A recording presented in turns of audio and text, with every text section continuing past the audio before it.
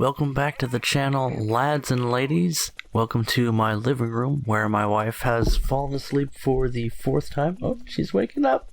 Trying to decide what flavor of G Fuel she wants to order. I know, constantly falling asleep ordering an energy drink. That's pretty funny. On the other couch, Brooklyn, who's just about to turn 3, April 1st, I kid you not, fell asleep with her tablet in her hands, and it bloop fell right onto her face while she fell asleep. But it was a slow fall, so it didn't startle her awake this time.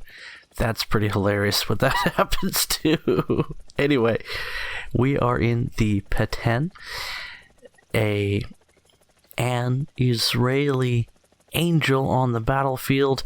Of course, biblical angels or Toranic angels, being inherently masculine, manly, almost like superhumans. Anyway, a terrifying foe to face.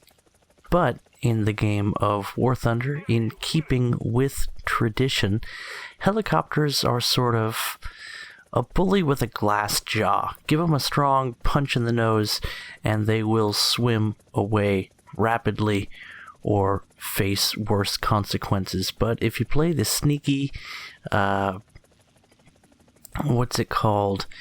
taking advantage of opportunities, the sneaky ninja style with helicopters, they are one of the vehicles in the game that, apart from the sound they make,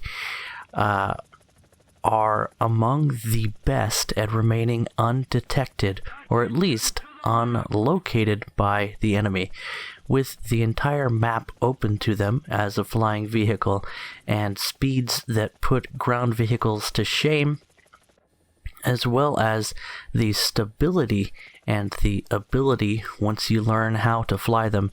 And learning to fly a helicopter is, in my experience, a fun and engaging learning process, but your results may vary. One of the key things is to understand that some of the flight models for the helicopters are very broken. I'm looking at you. Every helicopter that was brought in the first wave of helicopters to War Thunder, actually, you know what, pretty much just all of the beginner helicopters have garbage flight models. But I've ranted about that enough. I love the way the Apache flies. One thing that differs as we try to acquire target here, infrared lock on that enemy helicopter, enemy missile launch. We launch flares and just eat that missile anyway. It's okay. We're an Apache. Apaches have fantastic survivability, a second missile, and a critical hit. Opening up with the cannon and some rockets of our own, and more cannon, another missile. What can we do here? Another enemy heat-seeking missile comes in, too close to lock, and it looks like, is that another Apache, or is that something Soviet? I can't quite, yeah, I think it was that guy. So, a very difficult foe to take down. And this combat is going to go a little bit different than you might expect. Kisarazu comes in, opening up with the cannon. 20 millimeters, not quite so capable at taking us down, but I think we might have gotten a single 30 mil hit with our chain gun, and it does work. The gun on the Apache is probably the best helicopter-mounted gun available in the game. It's quite good. And now we've crash-landed and entered into my Thunder Show submission. So, I love how the Peten flies, and I don't mind how it crashes either.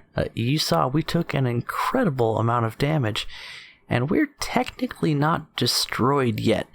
We've managed to drop our collective to keep our RPMs up, and then pop collective and pitch up as we got toward the Earth, and we managed to survive. And now I'm toying around with what I can do, because I can move the chin turret. And there's a target, a very slow moving target, perfect for my 30 mil to engage. Well, we're losing him in the trees, but yes, we can lock, and we get the kill. There is our third air kill in the Peten for this match. I'll take it. I feel like we're pulling our weight now, especially taking down that enemy helicopter. Well, a couple of enemy helicopters, but the Kisarazu tends to be a little bit more of a struggle bus, so I'm sorry, man. I know what it's like to be a frustrated weeb, so my apologies. Anyway, let's get back in the air. We're in another match, and this one is Port Novorossiysk. Yeah, look at me, cultured gentleman. And the air spawn for all aircraft is actually fairly wide spaced on Port Novo, which I appreciate. In a jet, it takes you about 4 seconds to get into the enemy's AA coverage for their airfield, but you know what? It is what it is.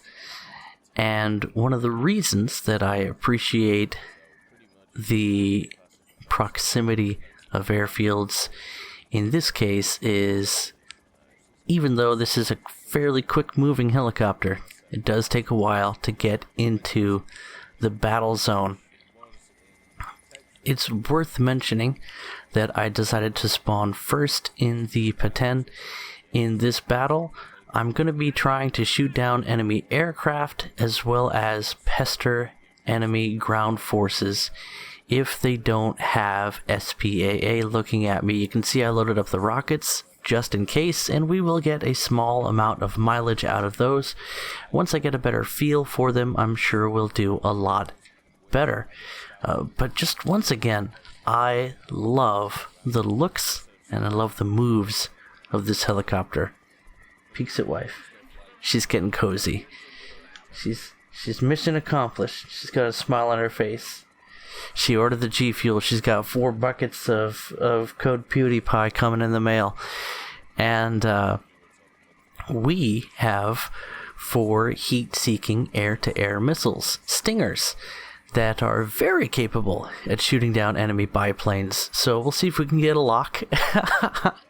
Unlike helicopters, especially high-tier helicopters, or late tree, I guess they're all sort of high-tier. Unlike helicopters, this biplane does not have the survivability that I feel we showed off fairly adequately in that last battle. But what he does have is the ability to dogfight, and I launched the missile thinking I was locked onto the biplane, when in fact I had locked my allied P-51. Thankfully, he pulled some maneuvers and avoided the missile, so I definitely would have had egg on my face in that situation. Getting a lock once more, and this time it really does look like it's actually headed for an enemy target. Confirmation with the kill. And that is... is there like an opposite of God mode in War Thunder? Just call it like bully. I'm not sure why we lost lock on that tank, but the lock-on system for War Thunder matches can be a little bit finicky, especially if you don't have the highest stability for your connection. And I saw that enemy tank was probably destroyed, but weirder things have happened. Anyway, we haven't been pinged at all by the radar warning system, so I feel it's safe to assume the ground is clear. The skies are my playground now, and I am right over where the enemy is expected to be. So this should be kind of fun, don't you think? I haven't even been sniped by an ATGM yet. Anyway, let's shoot some rockets into another dead tank and try and find ourselves a target as the screeching of our heat seek. Oh, Well, somebody was trying to make my acquaintance down there. Let's see if we can find a target. I hear an aircraft, and it's an enemy helicopter. I can see his ATGM, and it's a dirty smoke coming out of it, so I'm thinking low-tier ATGM, but I still, or AGM, but I still popped a flare anyway, just in case. Obviously, we managed to avoid the missile and take down that poor bastard in the lower rank enemy helicopter. Grinding, the helicopter grind is the most toxic element of War Thunder. And unfortunately, I fell in love with golden helicopters some time ago. And one of the side effects is that I've avoided that experience. Pinging now, enemy radar up, so it means they have an radar SPAA aiming for me, and yet it's actually an MBT that opens up on me. There's the Gepard, and we're spraying his area. We can get hull break on him, and indeed we do accomplish just that. He was looking at the wrong place at the wrong time, and we get some very good hits into that. Is that a Leo A1 or the Italian copy? Not quite sure, but we are going to make sure he is al dente perforante. Again, the cannon on this helicopter is delightful.